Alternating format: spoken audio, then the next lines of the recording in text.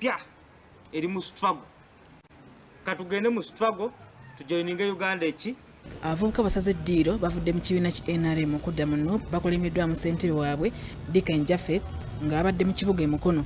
Bino byogeredde mu lukiiko lwe batuuzizza ku kyalo Kiwanga Rwanda ekisangibwa mu ggombolola y'Eggoma mu disitulikiti y'e Mukono. Bategeereza nti NRM tekyalina kyeyinza kubakolera kati baagala kulaba ku bukulembeze obupya. Baga nti myaka 35 naye temuli kalungi kavudde mu myaka 35 tukabidde back. Era nembasaba mukkirize munzikiriza gyenzikiririzaamu tugende tujoininge struggle tuliberating eggwanga lino. Tetulina kyetugenda gamba bazzukulu nti twali mu secuwalinga future ng'enguudo mbi bamama baffe bazaalira mu makubo katugende tuliberating eggwanga katujoininge struggle tuleke ku Uganda empya efaanana ku America. Dikanye ku lwa banne abalala yeetonedde bavubuka banne be babadde basikiriza bulijjo okuyingira ekibiina ki NRM ne bategeeza nti kano ke kaseera okulaba omusana nabo beegatte mu kununula eggwanga lyabwe. Era bano baaniiziddwa omuwandiisi wa NUP mu kibuga ky'e Mukono Lugoloobi Kasiriivu. Tuusa okwetonda kwange eri buli muvubuka mu Mukono bwe nagamba nti we are securing our future.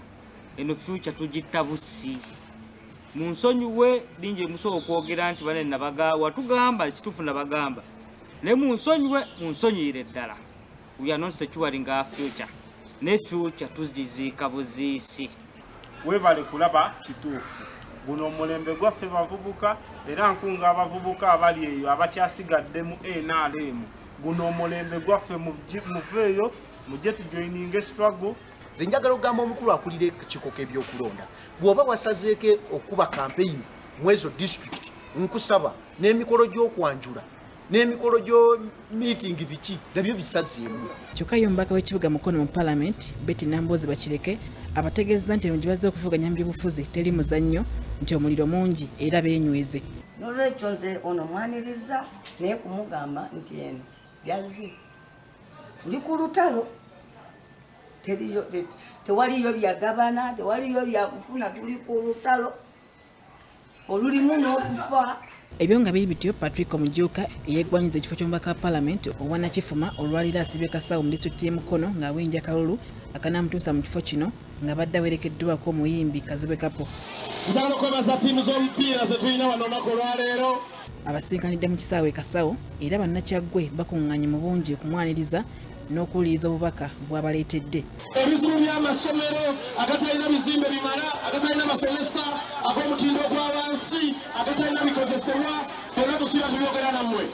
Patrick Omujuka asuubizza abantu b'e Nakifuma okubabbulula mu bwavu okutondawo emirimu n'okuyigiriza abavubuka emirimu gy'omu mutwe. Nsiiba mbagamba ekizibu ky'obwavu nakyo kituluma nnyo nga bannayuganda.